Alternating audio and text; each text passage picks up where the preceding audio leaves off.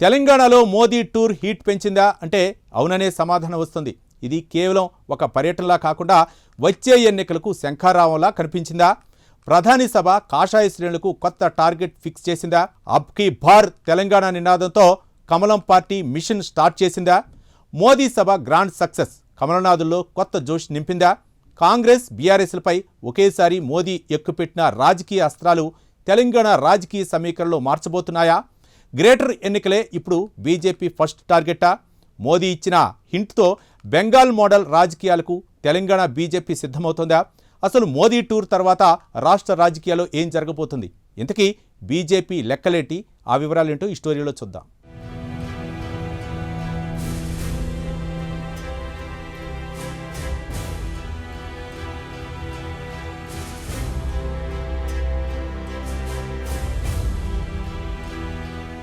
మోడీ మూడోసారి ప్రధానిగా బాధ్యతలు చేపట్టిన తర్వాత తొలిసారిగా తెలంగాణలో పర్యటించారు. ఇది కేవలం అభివృద్ధి కార్యక్రమాలకి పరిమితం కాకుండా ఈ పర్యటన మొత్తం రాజకీయ హీట్ని పెంచేసింది.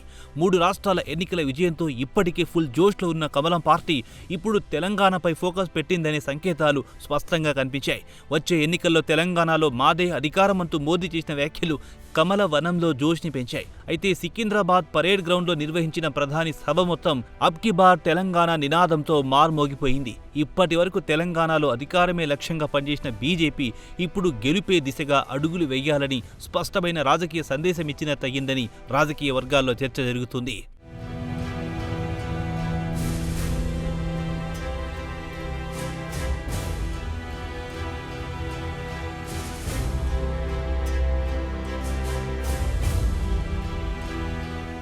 మోదీ స్పీచ్లో మరో ఇంట్రెస్టింగ్ పాయింట్ ఏంటంటే కాంగ్రెస్ బీఆర్ఎస్ పేర్లు పెద్దగా ప్రస్తావించకపోయినా టార్గెట్ మాత్రం ఆ 2 పార్టీలపైనే పెట్టారు. ఫ్యామిలీ పాలిటిక్స్, అవినీతి పాలన, ఓటు బ్యాంక్ రాజకీయాలంటూ చేసిన విమర్శలు ఇప్పుడు రాజకీయాల్లో కొత్త చర్చకు దారితీశాయి. అదే సమయంలో కాంగ్రెస్ ప్రభుత్వాలు కర్ణాటక, హిమాచల్ ప్రదేశ్, కేరళ ప్రజలను మోసం చేసినట్టే తెలంగాణ ప్రజలకిచ్చిన హామీలు నెరవేర్చలేదని మోదీ విరుచుకుపడ్డారు. బీజేపీనే ప్రత్యామ్నాయమన్న మోదీ మాట క్యాడర్లో కొత్త ఆత్మవిశ్వాసం నింపిందంటున్నారు రాజకీయ విశ్లేషకులు. ఒకవైపు రాజకీయ పంచ్లు, మరోవైపు అభివృద్ధి మంత్రం, ఈ రెండింటిని బ్యాలెన్స్ చేస్తూ మోదీ తన స్పీచ్ని డిజైన్ చేశారని అంటున్నారు.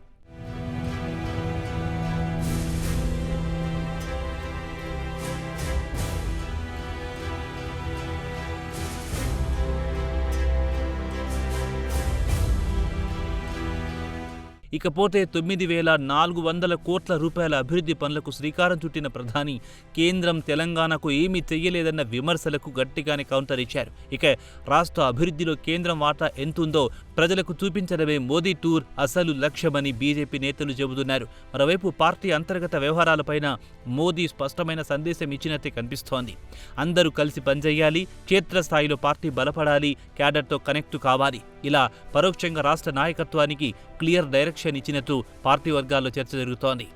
బెంగాల్లో కనీసం బీజేపీ జెండా పట్టుకోలేని పరిస్థితి. గతంలో గెలిచింది కేవలం 3 సీట్లే. అలాంటి బెంగాల్లో ఇప్పుడు అధికారంలోకి వచ్చామని చెప్పారు.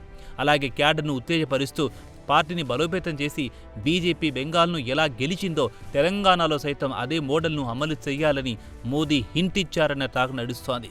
ఇప్పటికే గ్రేటర్ హైదరాబాద్పై స్పెషల్ ఫోకస్ పెట్టిన కమలం పార్టీ వచ్చే గ్రేటర్ హైదరాబాద్ ఎన్నికల్లో 3 మేయర్ పీఠాలే టార్గెట్గా పనిచేయాలని డిసైడ్ అయినట్టు తెలుస్తోంది.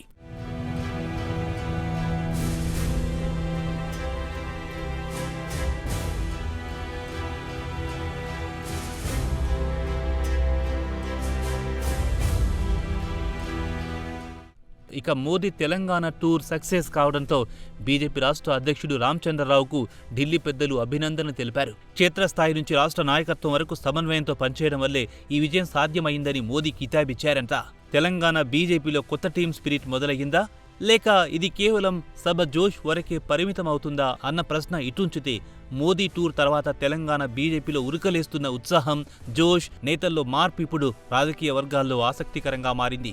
ఇప్పటి వరకు విడివిడిగా కనిపించిన నేతలు ఇప్పుడు ఒకే వేదికపై కలిసిమెలిసి నవ్వుతూ కనిపించడం, క్యాడర్లో కొత్త ఉత్సాహం రావడం, గ్రామస్థాయి వరకు పార్టీని బలోపేతం చేయాలని నిర్ణయించుకోవడం, ఇవన్నీ కమలం పార్టీలో కొత్త సంకేతాలు కనిపిస్తున్నాయి.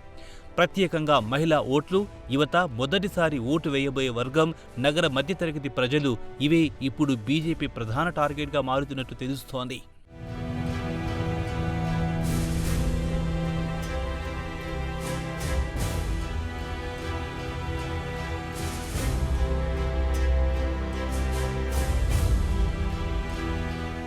అయితే ఇప్పటి వరకు అంతా బాగున్నా అసలు సవాల్ ఇప్పుడు మొదలవుతోంది. సభకొచ్చిన జనాన్ని ఓట్లుగా మార్చుకోగలదా? మోదీ క్రేజ్ను స్థానిక రాజకీయాల్లో కన్వర్ట్ చేయగలదా? గ్రేటర్ హైదరాబాద్ ఎన్నికల్లో నిజంగానే కమలం వికసిస్తుందా? ఎందుకంటే తెలంగాణ రాజకీయాల్లో ఇప్పటి వరకు బీఆర్ఎస్ కాంగ్రెస్ మధ్య పోరు కనిపించింది. కానీ ఇప్పుడు మూడో పార్టీగా బీజేపీ దూసుకొస్తోందనే సంకేతాలు మాత్రం స్పష్టంగా కనిపిస్తున్నాయి. మోదీ టూర్తో మొదలైన ఈ రాజకీయ రణరంగమైన హీట్ రాబోయే రోజుల్లో తెలంగాణ రాజకీయాలను పూర్తిగా మార్చేస్తుందా అన్న ప్రశ్నలు ఉత్పన్నమవుతున్నాయి.